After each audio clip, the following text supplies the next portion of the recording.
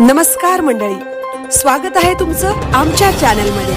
आवाज महामुंबईचा, शोध बातमीचा, कौल मनाचा। चला तर मग आमचे चॅनल लाईक करा, शेअर करा आणि सबस्क्राइब करा। धन्यवाद। गांजा विकणाऱ्या महिलेची टपरी जेसीबी लावून केली उद्ध्वस्त। नगराध्यक्ष प्रीतम पाटील यांच्या आदेशाने नगरपालिकेने केली कारवाई। पेण पोलिसांनी 28 एप्रिलच्या मध्यरात्री मोठी कारवाई करत 1.298 किलो गांजासह एका 38 वर्षीय महिलेला कारवाई करत अटक केली होती। या महिलेने टपरीचा उपयोग गांजा सारखे अंमली पदार्थ विक्रीसाठी केल्याचे नगरपालिकेच्या निदर्शनास आल्याने नगरपालिकेने मंगळवारी सकाळी खाऊ गल्लीतील टपरीला जेसीबी लावून जमीनदोस्त केली आहे। पेण नगरपालिका मैदानाजवळ खाऊ गल्लीजवळ महिलांना उदरनिर्वाहासाठी साधन म्हणून टपरी तयार करून रोजगार उभा करण्याचा प्रयत्न करण्यात येत असताना या टपरीमध्ये गांजा हा अंमली पदार्थ विक्री करत असल्याचे समजून आल्याने तसेच पोलिसांनी केलेल्या कारवाईनंतर मंगळवारी नगरपालिका प्रशासनाने नगराध्यक्ष प्रीतम पाटील यांनी दिलेल्या आदेशानुसार खाऊ गल्लीतील ती टपरी जेसीबी लावून जमीनदोस्त करण्यात आली आहे।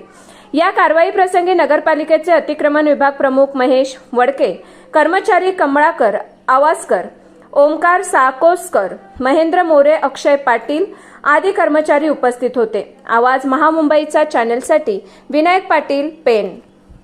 सदर काही दिवसांपूर्वी आपल्या पेण हद्दीमध्ये नगरपालिकेच्या पेण नगरपालिकेच्या हद्दीमध्ये एक वाईट घटना अशी घडली तर अंमली पदार्थांचं विक्री करताना एक महिला पोलिसांच्या ताब्यात